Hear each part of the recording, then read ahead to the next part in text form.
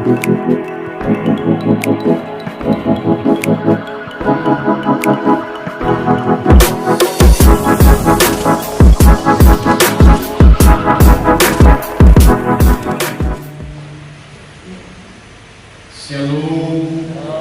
salam sejahtera bagi saudara sekalian. Hari ini kita tentunya dalam pertumbuhan perkembangan terus maju, tidak akan mengalami stagnasi atau biasa-biasa, katakan amin. Maka di dalam setiap pertemuan dengan Tuhan semua akan menjadi lebih baik. Amin, saudara. Shalom. Baik pribadi-pribadi di tengah persekutuan kita dan di tengah kehidupan kita ke depan. Itulah yang dimaksud Tuhan, hormat dan menghormati Yesus Kristus selama dalam hidup. Hari ini juga aku sampaikan firman Tuhan tentang ajaib pekerjaannya dalam kebesarannya dan pekerjaan yang besar yang dilakukannya. Saudara yang mengerti dan tahu, yang mengimani serta untuk melakukan firman ini, maka kemajuanmu akan terlihat. Sebab hidup ini sesungguhnya saya beritahu kepada saudara-saudara, hidup untuk Tuhan, bukan untuk dirimu sendiri. Supaya kita tahu semua pekerjaan apa yang kita kerjakan harus semua mengandung arti pekerjaan Allah lebih penting, dan pekerjaan apapun yang kita lakukan demi pekerjaan Allah yang terpujikan. Shalom, saudara.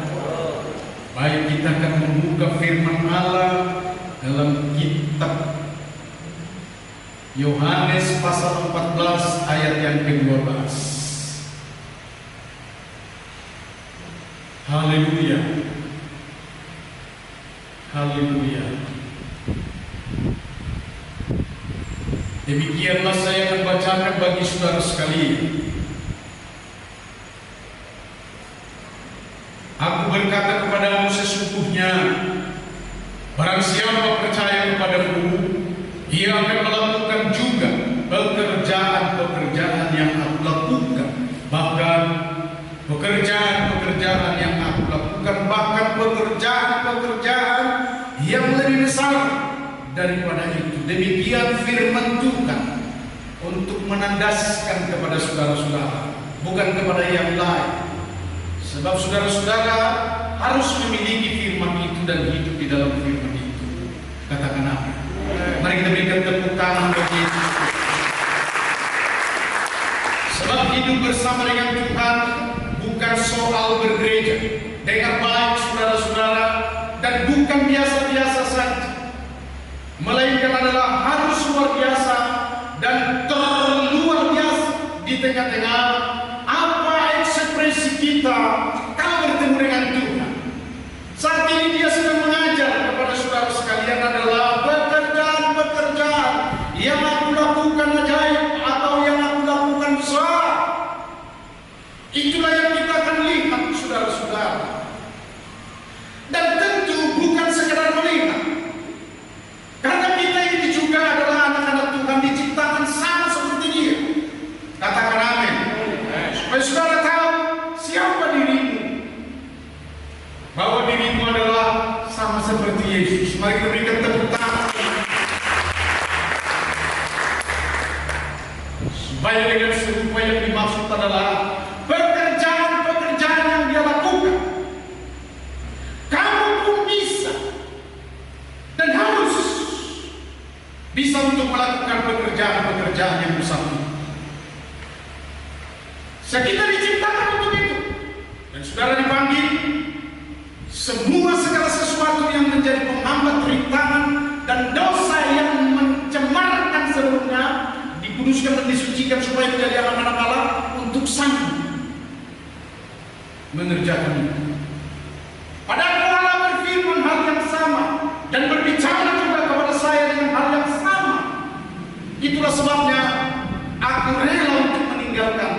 segala pekerjaan-pekerjaan secara jasmani atau sekuler atau apapun yang disebut dengan pekerjaan-pekerjaan untuk kehidupan yang akan datang, maksud rela kan karena pekerjaan mocok-mocok, no, kan karena pekerjaan yang tidak menguntungkan, no, karena pekerjaan-pekerjaan biasa, tidak. Pekerjaan itu adalah yang dicermati semua orang, dan orang berkata kepada saya, luar biasa itu. Pak Sinaga itu luar biasa. Sering dijuluki dulu, Pak Gitaria Sinaga itu luar biasa. Itulah hebat. Dan terakhir saya, saudara-saudara, yang ditinggalkan pekerjaan yang luar biasa. Saya kontraktor di PT Bilang Platini. 2 tahun lamanya saya terus menunjukkan, membangun, membeli mobil dan segala sesuatunya, dan tidak pernah terlupakan, saudara-saudara, pekerjaan Tuhan yang ada di Ekebarat. Sayalah yang diutus, diurapi, dipakai, didorong oleh Tuhan untuk membangun gereja itu dalam semua pelayanan, dalam semua kebutuhan. Gampang amat dengar baik ini, saudara-saudara. Ya gampang, karena ada tertulis dasarnya dari Tuhan, oleh Tuhan, dan bagi Tuhan, bagi Dialah kemuliaan, kehidupan kekal. Mari kita berikan tepuk supaya di tengah-tengah kita hidup dengan baik-baik, saudara. Pekerjaan-pekerjaan kita adalah tetap mempermuliakan. Minggu yang lalu adalah tetap hidup dalam pengawasan agar pengagungan Allah bisa terjadi di tengah-tengah kehidupan. Itulah hidup. Bukan semprautan, sikit-sikit tinggalkan ibadah. No. Anda belum hidup di dalam Kristus. Hari ini saya harus katakan kepada saudara 3 hal. Yang pertama, haleluya, ketentuan dasar Alkitab yang harus mutlak kita lakukan di tengah baptisan dan baptisan Roh Kudus. Tapi untuk jemaat Tuhan, saya hanya mengajar bagaimana saudara-saudara bisa untuk membuat setiap orang harus dibaptis dalam baptisan yang halus. Amin, saudara. Supaya saudara jangan tinggal diam. Karena ada banyak gereja dengan baik-baik ini, saudara-saudara, yang tidak masuk dalam kebenaran firman Allah ini. Sehingga apa yang terjadi dengan baik-baik? Karena firman ini tidak bisa ditukar-tukar. Atau kata gereja yang satu, seorang kata baik, beginilah kita buat. Baloso. Kata orang Nias, dengar baik-baik, saudara-saudara. Yang saya harus tegaskan pada depan ini, no. Semua adalah baik untuk baik. Kembali kepada kita. Dan ini kebenaran yang saya akan sampaikan kepada saudara-saudara. Apakah saudara sanggup sebenarnya untuk bisa mengajar gereja-gereja yang tidak melakukan seperti kebenaran firman Allah? Saya harus katakan, saudara-saudara, aku belum kuasa, aku sanggup. Saudara belum kuasa, harus sanggup. Bukankah kita pernah berkata, senantiasa dalam gereja Tuhan, Roh Tuhan ada padamu, sebab Tuhan memberikan kuasa untuk menyelamatkan orang lain, membukakan hati orang lain, menyampaikan kabar baik. Dengan baik ini, saudara-saudara, itu yang akan kusampaikan kepada saudara-saudara, dan memberikan tahun rahmat, tahun berkat kepada banyak orang hanya dengan firman Allah. Aku bacakan tentang baptisan dalam ketentuan itu begini, saudara-saudara. Markus 16 ayat 16 sudah berkata begini, siapa percaya dan dibaptis diselamatkan. Katakan apa?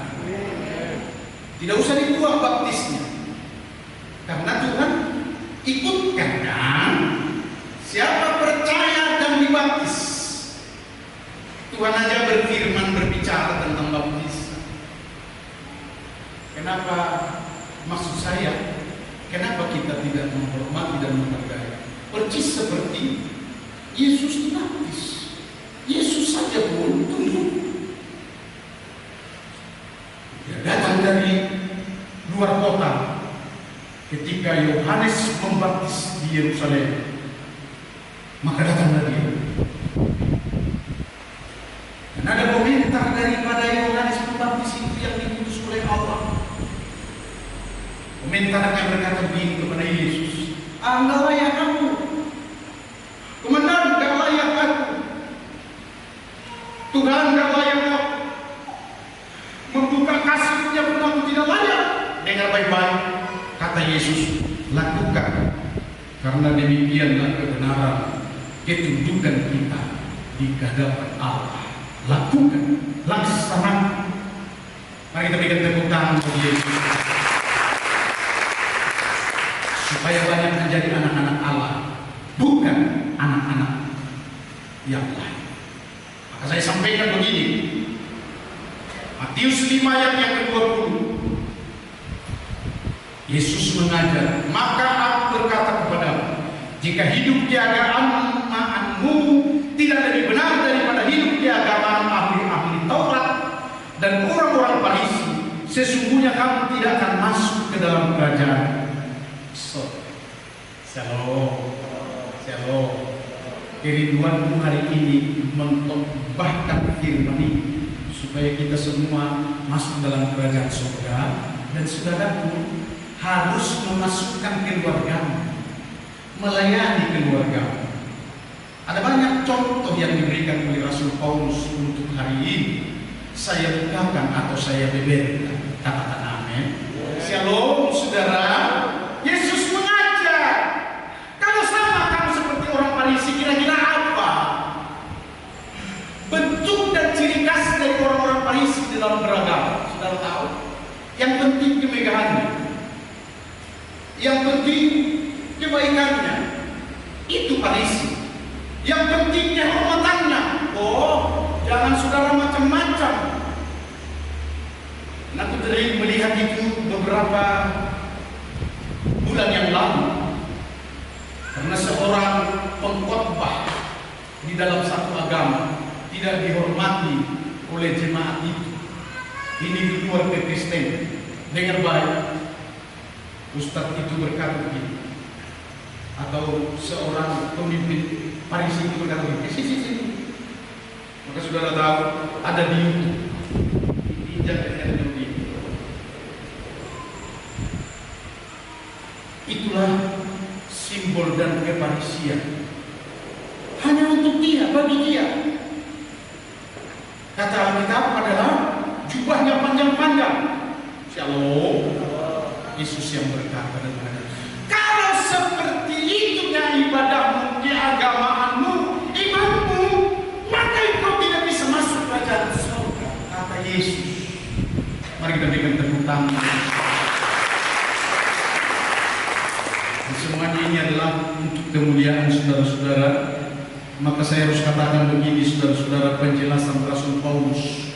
Segera kita akan masuk, saudara-saudara, karena sebentar saya akan menyampaikan beberapa pernyataan itu, pernyataan Roh Kudus yang akan mengurapi saudara-saudara lebih daripada apapun di tengah pengharapanmu, supaya engkau kuat, supaya engkau sehat, supaya engkau mendapatkan kekuatan untuk mengalahkan COVID dan lain sebagainya.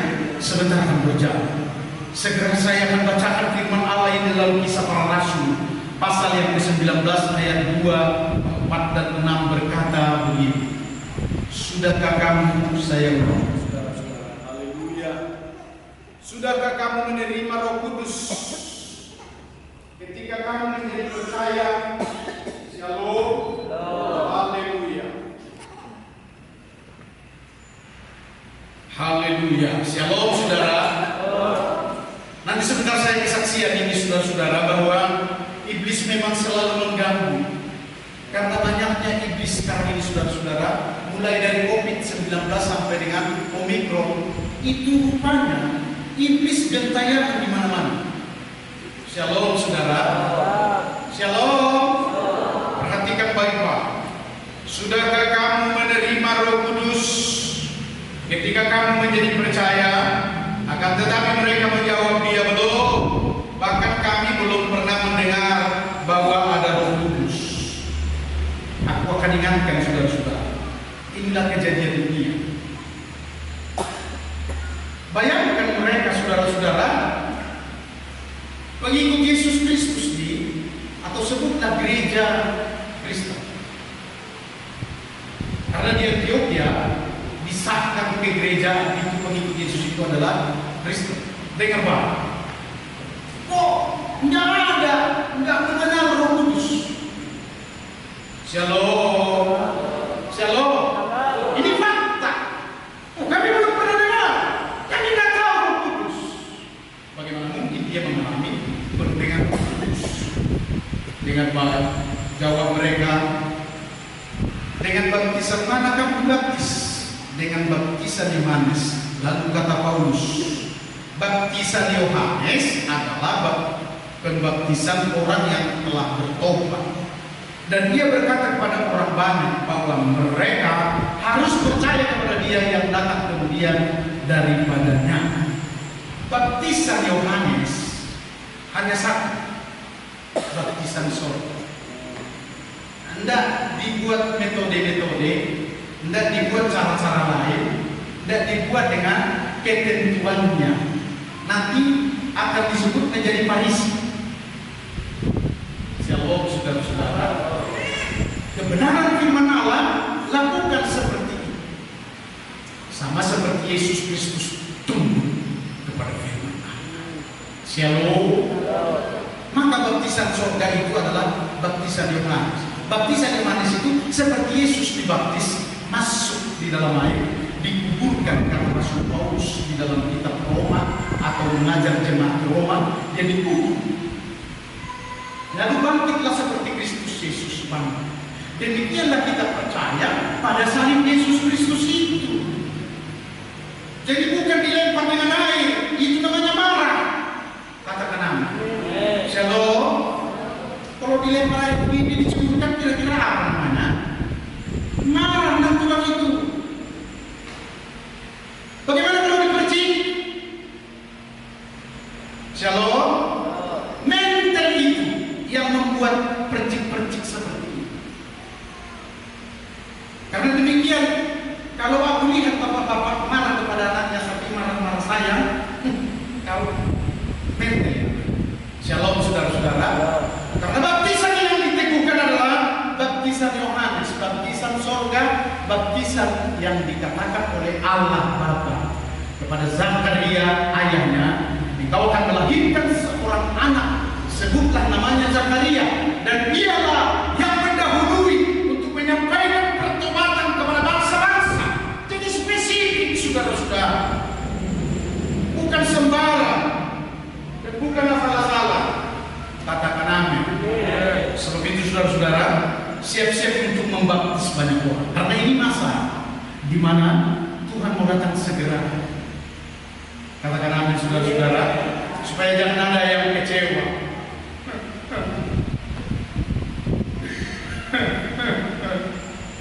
Karena berat kekecewaannya itu saudara-saudara. Bayangkan pernah nenek berkata begini, kami dalam satu gereja, kami berhamil habis gereja. Ini kejadian dari panggungan. Kecewa hanya untuk membangun gereja. Dengar baik ini saudara-saudara. Kecewanya banyak orang yang akan datang adalah, aku membangun gereja.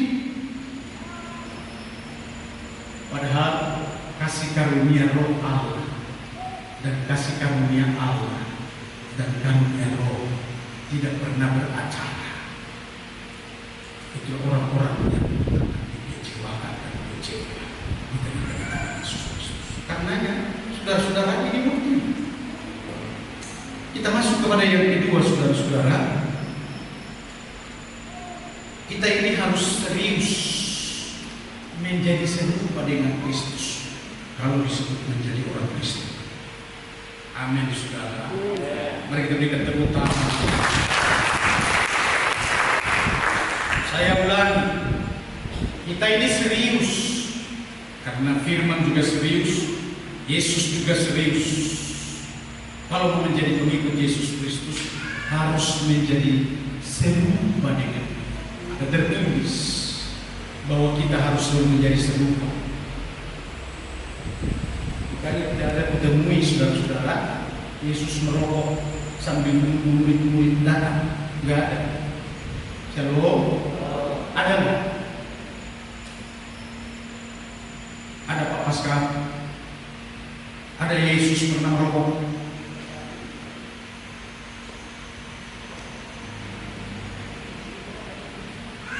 Murid-murid,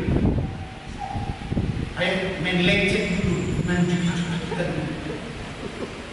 Ada nggak? Shalom. Pak Hendrik, ada nggak? Jadi, kenapa saudara ada-adakan? Hari ini kita kepada saudara-saudara betapa pentingnya kita menjadi serupa. Yang akan kita awali adalah masuk di dalam persekutuannya untuk menjadi serupa dalam kematiannya, penyerahannya, kesungguhannya, kematiannya, kehidupannya. Tertulis dalam Filipi pasal 3 ayat 10 sampai dengan ayat yang ke-11 begini. Yang ku kehendaki, kata Rasul Paulus, ialah mengenal Dia Kristus dan kuasa kebangkitannya dan persekutuan dalam penderitaannya, di mana aku, kata Rasul Paulus, menjadi serupa dengan Dia Kristus dalam kematian, supaya aku akhirnya beroleh kebangkitan dari antara orang mati. Inilah persekutuan, pengenal untuk menjadi serius serupa dengan Kristus. Itu sebabnya kalau di hadapan Tuhan ini saya suka menangis, saudara-saudara. Makanya juga di hadapan Tuhan aku sebagai hamba jangan bertentangan. Makanya cucuku selalu kumisku. Tidak pernah panjangkan kumisku lalu putar-putar sampai supaya pilu hatinya Tuhan. Tidak. Itu masih tentang hal lahiriah saja saudara suka. Bagaimana tentang kematian? Saya mau beritahu begini saudara-saudara. Disinilah perlunya penyerahan kita kepada Tuhan dalam persekutuan kematian. Penyerahan itu sungguh. Katakan amin. Shalom. Sungguhlah penyerahan itu. Engkau berkata percaya tetapi tidak sungguh tidak percaya. Apa kata dunia? Apa lagi yang berkata Allah? Shalom kepada kerelaanmu dan sampai kepada kesetiaanmu dengan baik ini saudara-saudara akan berkembang.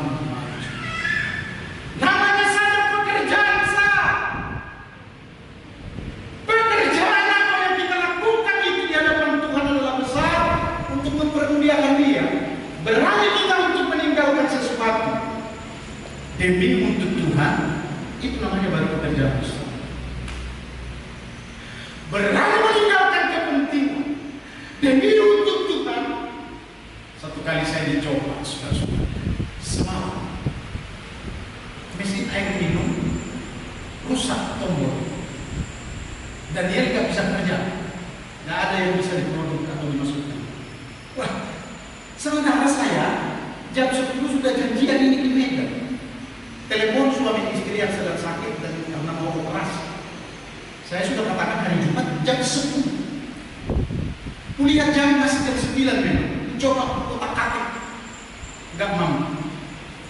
Kupanggil tukang, sudah tengah 10. Shalom saudara, maka pastikan begitu. Sudah begitu aja dulu diikat tanpa otomatis. Nanti cabut-cabut aja supaya tulang kuantar. Kepada tukang itu kuantar lagi pulang. Aku kembali mencoba untuk membeli sesuatu, tapi karena sudah tengah 10, henti. aku masuk di kamar. Lebih dulu aku berdoa. Supaya kalau sudah dikontak, kami pun yang mengkontak ya aman.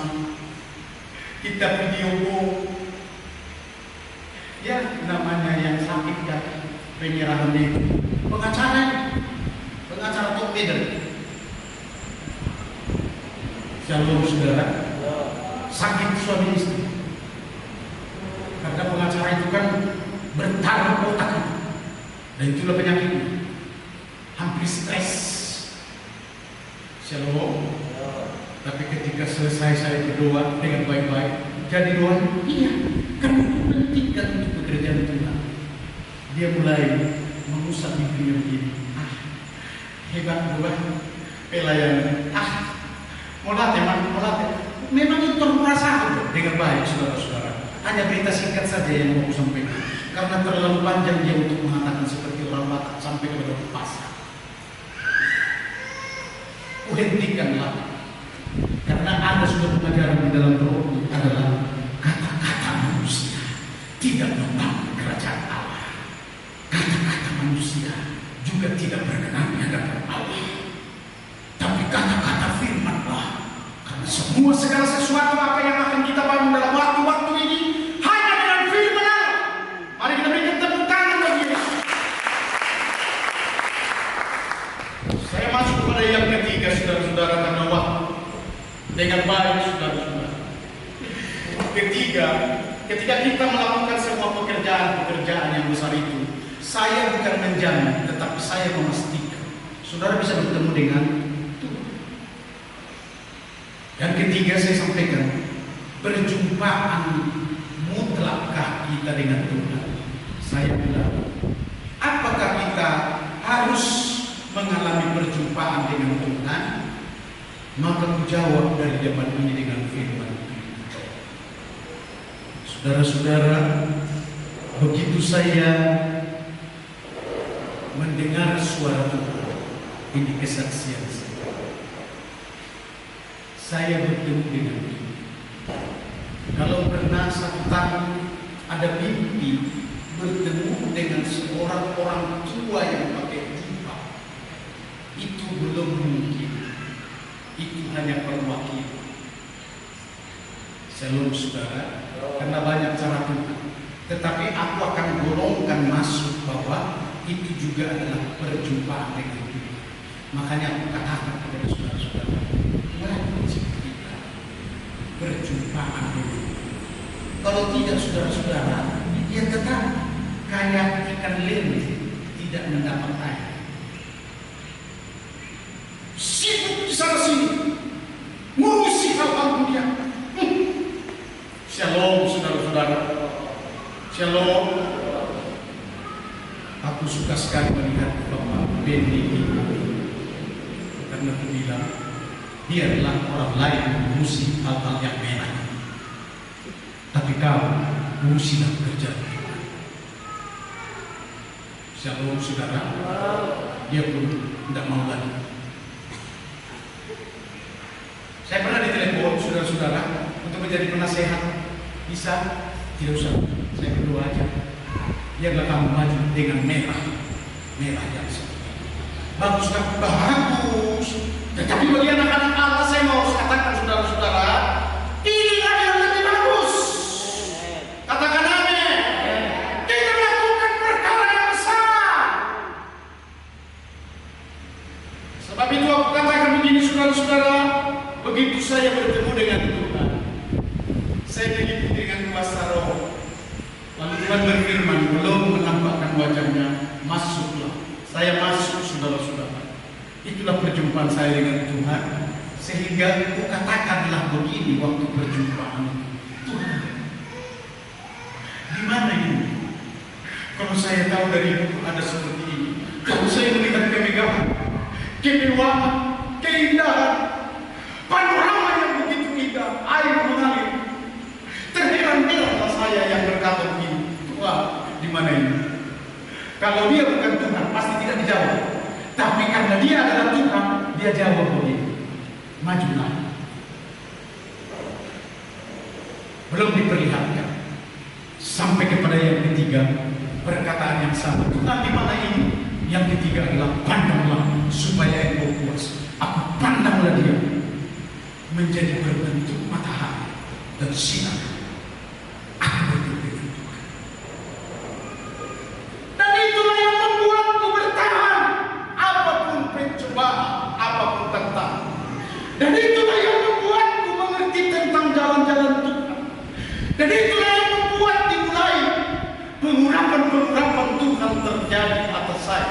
Saudara, shalom. Waktu saya diangkat menjadi majelis di gereja GBI yang ada di Jakarta, saya nggak pandai ngomong. Saya nggak bisa sama sekali. Lari dia ngawur. Saya pernah disuruh oleh pendeta asal Jiliku. Belum pendeta saya ini sudah. Tapi cinta Tuhan itu memang nampak begitu. Disuruh saya melayani di penjara. Dan saya harus khotbah apa? Keringat dingin 1 hari 1 malam, saudara-saudara. Kalau untuk khotbah ini, aduh, walaupun sudah keringat dingin 1 hari 1 malam, di sana juga nggak bagus khotbah. Bayangkan yang aku ceritakan adalah durian yang diperang.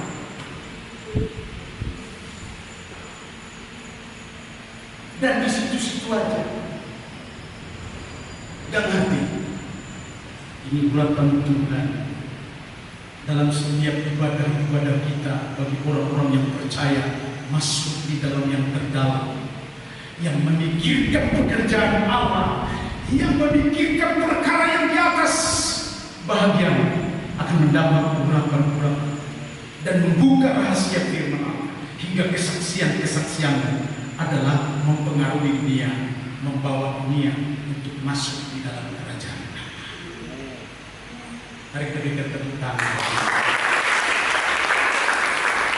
Yang terakhir, pelayan boleh maju. Pekerjaan-pekerjaan Allah adalah pekerjaan yang luar biasa. Kata Yesus, walaupun sudah luar biasa apa yang dikerjakan, apa rupanya yang menonjol? Dengar baik-baik saudara-saudara. Shalom. Hanya itu aja, mungkin banyak. Dia rela mati untuk supaya orang beroleh kehidupan kekal atau diselamatkan. Saudara yang tidak beriman mungkin akan berkata, pekerjaan apa itu? Tapi aku sebagai hamba Allah, pekerjaan itu luar biasa. Hendaknya juga saudara-saudara, mari hidup mempersembahkan untuk Tuhan. Amin saudara. Shalom. Majulah untuk Tuhan. Repot kali kau si bagarian hanya untuk perutmu itu. Kerja siap malam, kerja siap malam. Shalom saudara. Repot kali manusia ini. Hanya tahu juga usianya dan mati, dan entah kemana nanti saudara-saudara. Saya nggak bisa jawab. Dan orang-orang tidak dibaptis dengan air dan tidak dibaptis dengan Roh Kudus.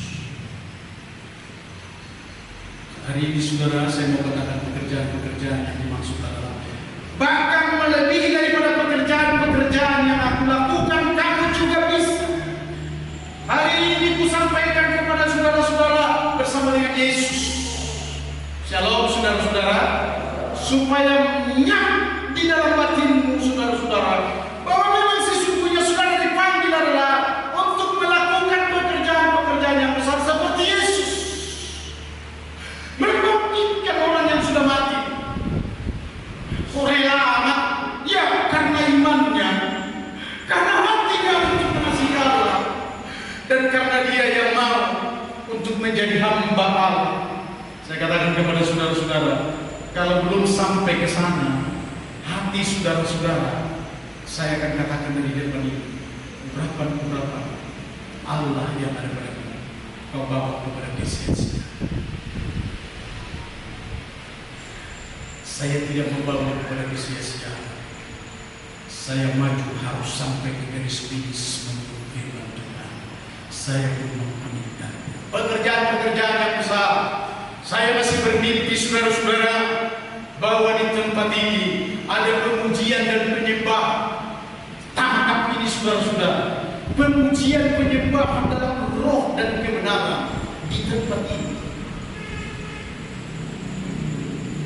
Siapakah yang akan melakukannya? Roh Kudus menarik dan memimpin. Tetapi saudara yang dipanggil hari ini juga adalah supaya menjadi bahagian daripada hamba Allah. Karena Rasul Paulus berkata, untuk itulah aku datang. Amin, saudara. Dan seperti Yesus katakan, untuk itulah aku datang, supaya melayani, bukan untuk dilayani. Berarti bagi kita juga adalah jangan terlalu banyak berharap untuk dilayani orang lain, melainkan biarlah roh Tuhan yang engkau dapat berapa itu adalah pelayanan yang sesungguhnya sempurna, untuk mengatakan kepadamu bangkit, maju, sampai Tuhan akan berkata dalam rapat itu, berkata begini, apa saja yang kau minta, apa yang kau minta. Ada amin, saudara-saudara. Sehingga dalam jemaat pun tidak ada yang keluar dan membuat bingung gereja Tuhan. Karena pernah orang berkata kepada saya, Bapak nggak tahu si Anu keluar selalu ngapain? Nggak katakan lah, saudara-saudara. Ada satu jemaat yang keluar dulu. Mari kita bangkit semua.